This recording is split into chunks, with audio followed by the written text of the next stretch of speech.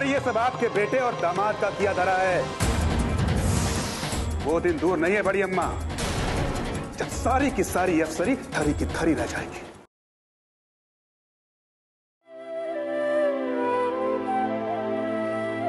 कैसे हैं आपके मिजाज? आपके बगैर हमारे मिजाज कैसे अच्छे हो सकते हैं? दिन रात खौफ के आलम में बसर होती है। दीवानों की तरह दरगाहों के चक्कर काटते रहते हैं। शब बेरोज बारगाह हिलाई में हर वक्त अल्लाह ताला से यही दुआ करते हैं कि अल्लाह आपको अपनी अमान में रखे। नरगिस, अगर तुम इस तरह रोगी तो तुम ही बताओ, तुमसे अलग होकर हम कैसे जी पाएंगे? हमने आपको जो खत भेजा था उस पर आपने कोई गौर फिक्र किया?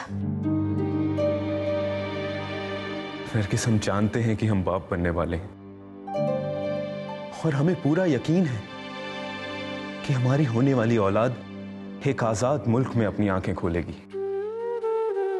चाहते तो हम भी यही हैं, लेकिन फिर भी हम आपसे कहेंगे, आपकी अमानत जो हमारे पेट में पल रही है,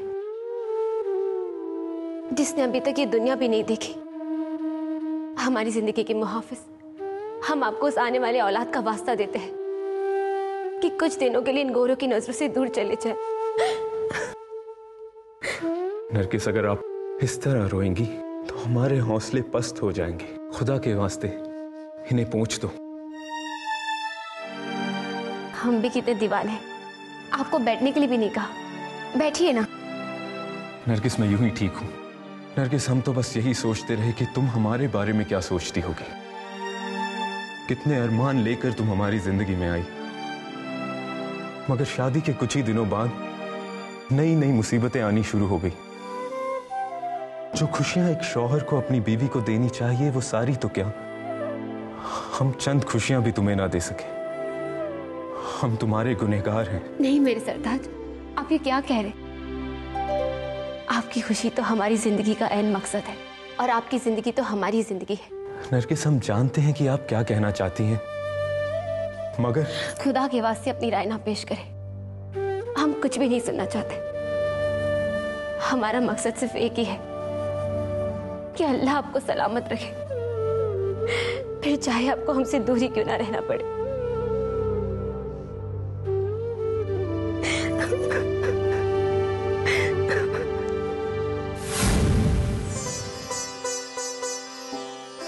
नसीमा, कहाँ हो बेटा? अरे नसीमा, आदाब। खुश रहो, जीती रहो, शाद रहो, आबाद रहो मेरी बच्ची। कैसी हो लाल? बिल्कुल ठीक। अरे भाई, ये लाडले मिर्जा कहाँ है? लाडले मिर्जा घर पर ही हैं चची अम्मा। आदाब। खुश रहो बेटा, जियो, जुग जुग जियो। और कैसी हैं आप? मैं बिल्कुल ठीक हूँ, अल्लाह का शुक्र है। अरे भाई नसीमा, अभी तक तुमने चची अम्मा को तशरीफ रखने के लिए नहीं कहा। हाँ आइए चची अम्मा। आइए, तशरीफ रखिए।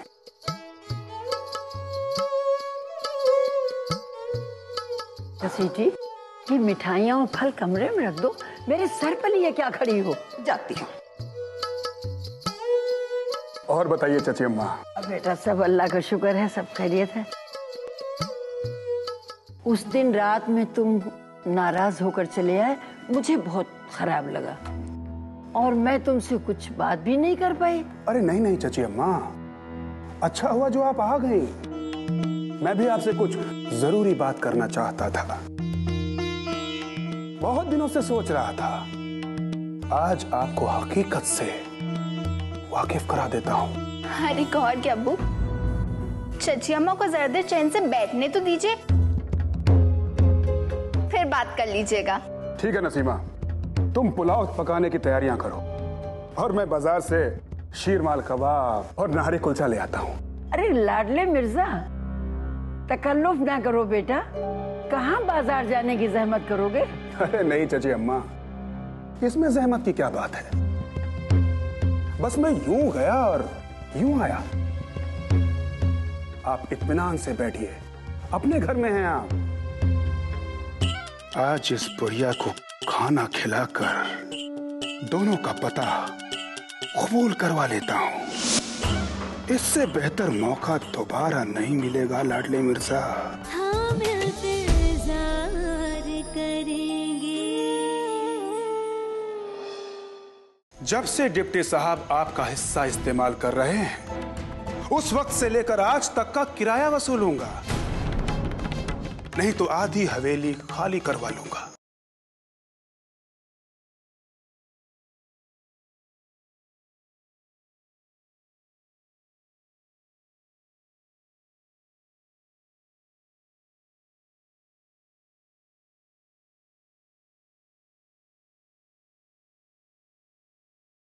हम इंतजार करेंगे। अगर तुम अपने वतन से मोहब्बत करते हो तो वतन से दूर रहकर भी तो इसकी खिदमत कर सकते हो। डिप्टी साहब ने ये फैसला बहुत सोच समझ कर किया है और इस फैसले को ठुकरा देना मैं तुम्हारी हिमाकत समझूंगी, दानिशमंदी नहीं। अब्बास, हम भी आपकी हिमायत करते हैं, जानते हैं आपका फैसला दुरुस्त है, मगर बाज़ औक़ात ऐसा भी होता है कि इंसान को अपने फैसले पर शर्मिंदा होना पड़ता है और हालात के साथ समझौता करना पड़ता है। और वैसे भी हमें अपने बुजुर्गों की बात कभी टालनी नहीं चाहिए। ये बुजुर्ग तो अपने हैं, औलाद अगर बुरी भी हो तो भी माँ बाप कभी अपने औलाद का बुरा नहीं चाहती। और अब्बास, आप तो बहुत समझदार हैं। इंसान चाहता कुछ और है और हो जाता कुछ और है।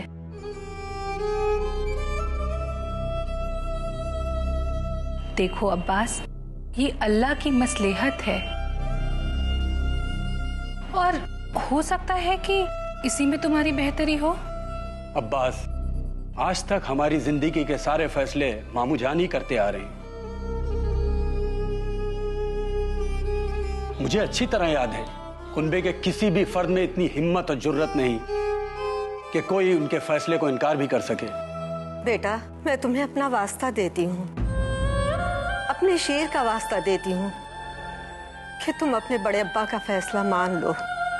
अरे कुछ ही दिनों की तो बात है। एक माँ अपने बेटे से इल्तिजा करती है।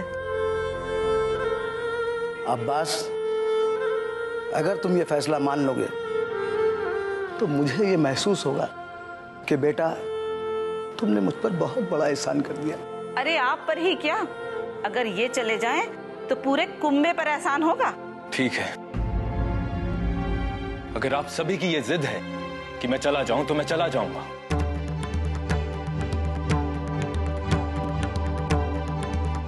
मगर मैं तब तक वापस नहीं आऊंगा जब तक ये मुल्क आजाद नहीं हो जाता।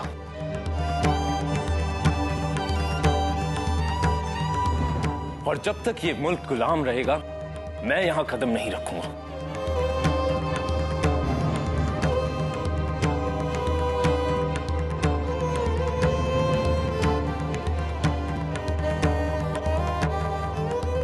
अली मियां, यहाँ आइए।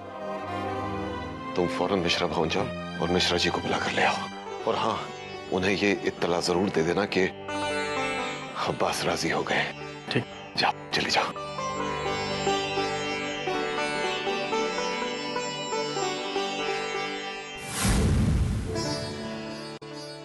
तांगा ले आओ, अब जाने की तैयारी करो।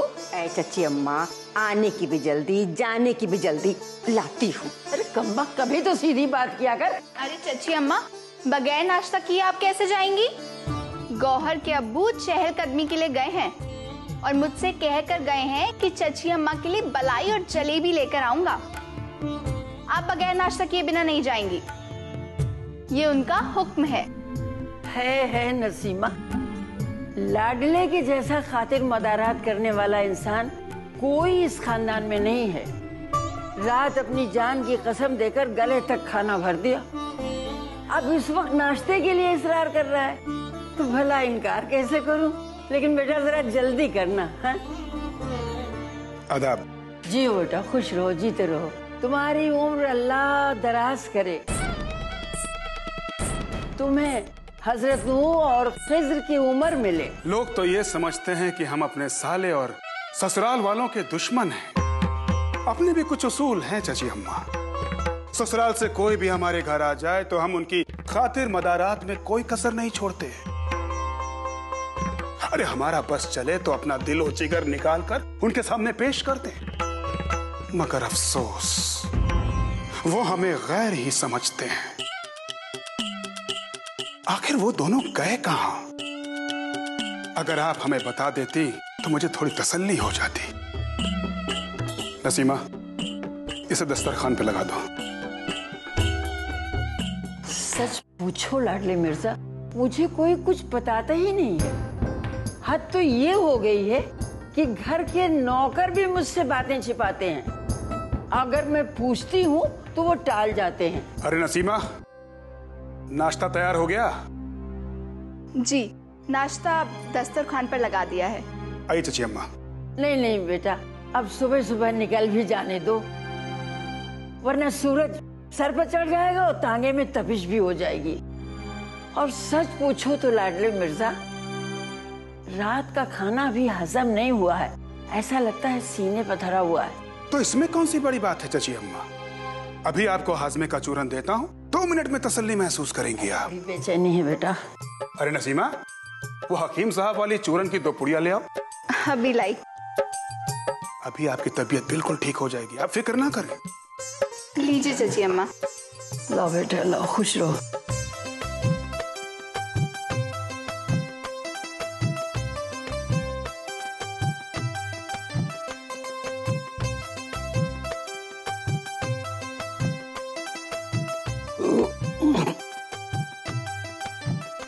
अरे वाह लाडले मिर्जा, ये चूरन है, ये हकीम लुकमान का नुस्खा है। खाते ही फौरन राहत मिल गई। हमें ये सुनकर बहुत तकलीफ हुई चाची अम्मा कि आप ही के घर में आपकी बेइज्जती की गई। आपको वो लोग गैर समझते हैं। अब बेटा मैं तुम्हें क्या बताऊं, ये उंगली दबाओ तो दर्द, वो उंगली दबाओ तो दर्द। अब घर की इज्जत का सवाल है, इसलिए मैंने तो ये तय किया है कि अपने लब को बंद रखूं। ये क्या कह रही हैं आप चाची अम्मा? बड़ी अम्मा तो आप पे जान छिड़कती हैं, आपका इतना ख्याल रखती हैं, और तो और कोई भी बात आपसे छुपाती नहीं है। बस बस रहने दो बेटा।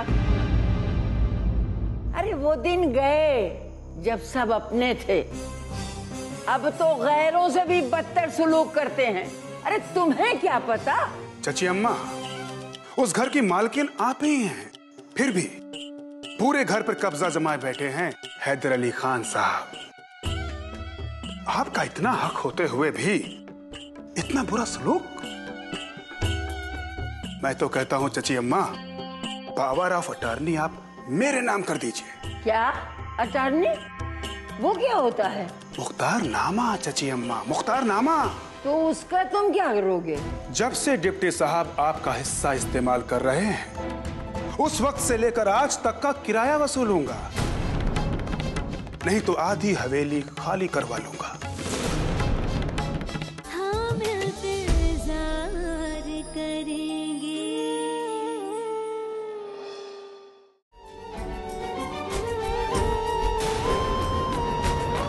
नरगिस, क्या हुआ? क्या हुआ बेटा? अरे कोई है?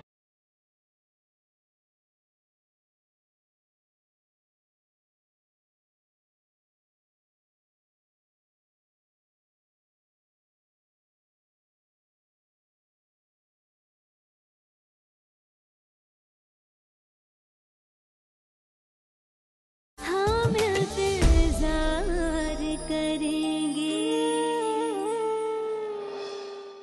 अरे आप हमें समझते क्या है चाची अम्मा? एक बार मौका तो इनायत फरमाइए, फिर देखिए। अगर हवेली के बीचों बीच दीवार ना खिंचवा दी तो मेरा नाम भी लाडले मिर्जा नहीं। या अल्लाह, हाँ? मुझे वहशत सी हो रही है ये सब बातें सुनकर। मैं ये सब कुछ नहीं कर सकती लाडले मिर्जा। मैं डिप्टी और बादशाह बेगम के बगैर नहीं रह सकती। अब तो मेरा जनाजा भी वहीं से निकलेगा। घसीटी, मेरा बुर्का लिया, बहुत देर हो चुकी है। सूरज सर पे आ जाएगा तो निकलना मुहाल हो जाएगा। चाची अम्मा, थोड़ा वक्त तो और रुक जाइए। सुबह सुबह नहार मुंह घर से निकलना अच्छा नहीं होता है।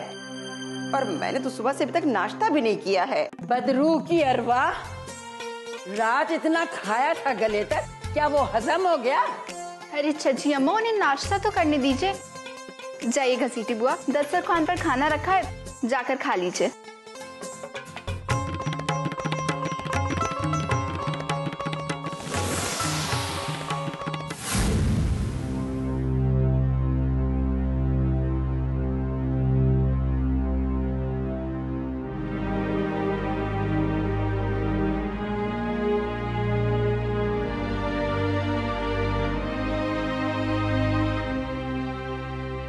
देखो अब्बास, एक बात कहता हूं, जरा गौर से सुनो।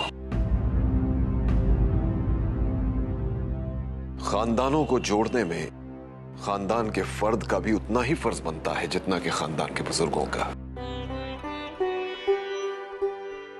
बेटे, अपने कुनबे के भरम और इज्जत को बरकरार रखने के लिए कभी कभी अपनी खुशियों की कुर्बानी भी देनी पड़ती है।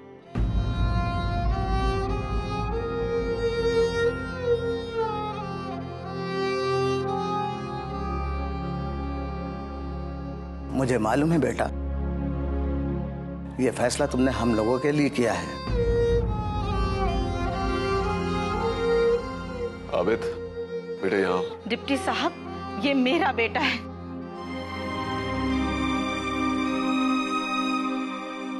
फर्मा बरदार है।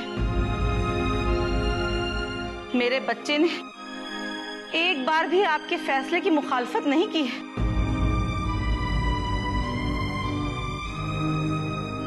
बेटा, मुझे तुम पर फक्र है, अपना ख्याल रखना।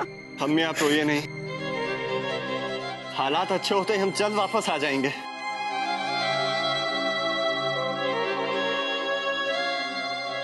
अरे बातें खत्म हो गई हैं तो जल्दी चलें, नहीं तो देर हो जाएगी। चलो बेटा, बेटा अब्बास, आबिद बेटे, आप दोनों इमाम जामीन बनवा लीजिए।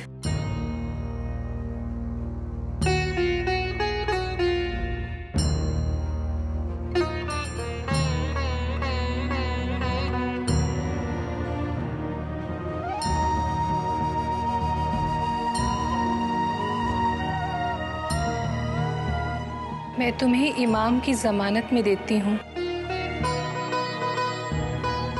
हम आपको 300 पारों के हवाले करते हैं। खुदा आपको सलामत रखे। खुदा आपको अपनी अमान में रखे।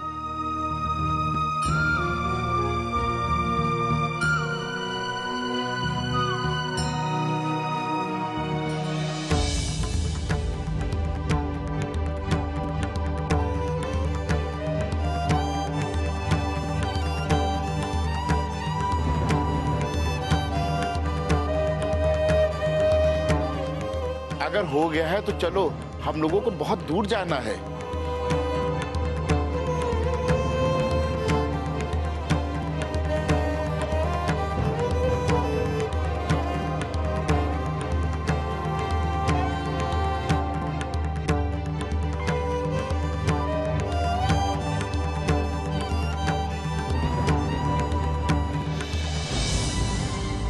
चिंता की कोई बात नहीं है डिप्टी, अरे हम तो हैं, हम साथ में हैं, कोई बात नहीं। अपना ख्याल रखना।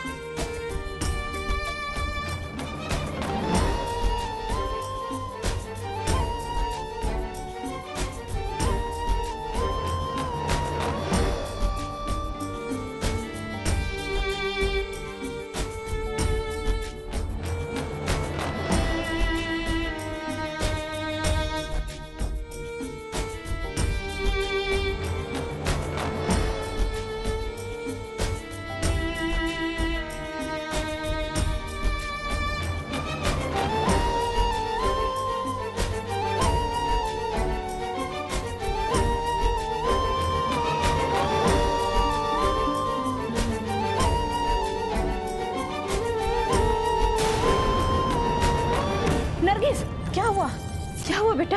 अरे कोई है? नरगिस बेटा, क्या हुआ तुम्हें? अरे डिप्टी साहब, ओ डिप्टी साहब, अरे कोई है? नरगिस बेहोश हो गई। नरगिस, मेरा बच्चा।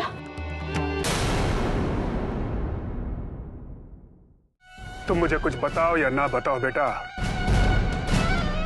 किसी न किसी तरह से मैं इन दोनों का पता ढूंढ निकालूंगा। बस थोड़ी सी मशक्कत करनी पड़ेगी। आप सब लोगों के लिए खुशखबरी है, आपकी बेटी माँ बनने वाली है। मुबारक हो अम्मी।